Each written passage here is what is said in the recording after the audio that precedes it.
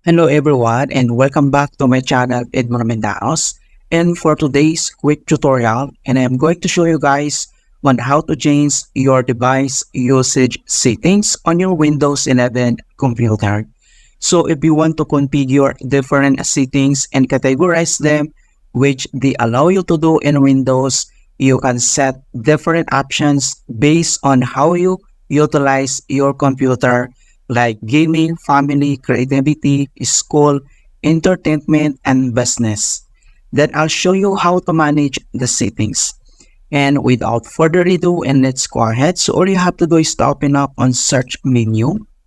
And then kailangan mo lang i-type dito yung settings. And then click mo lang open. So dito sa settings and then next step, kailangan mo lang select dito yung personalization. So click mo lang yan. And then dito sa personalization, scroll down lang tayo at ilocate natin yung device usage. Ito siya, alright?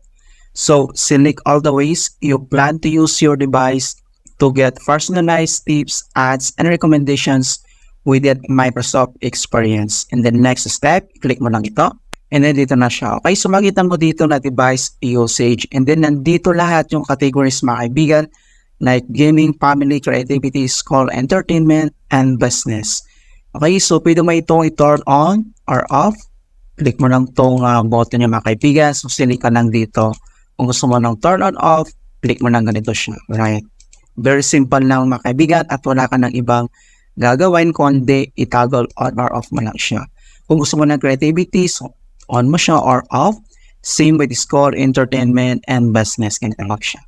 Alright, so ganoon lang po kasimple on how to change device usage settings in Windows 11. And please don't forget to like this video, subscribe to my channel for more quality content. Thank you guys and see you in my next tutorial.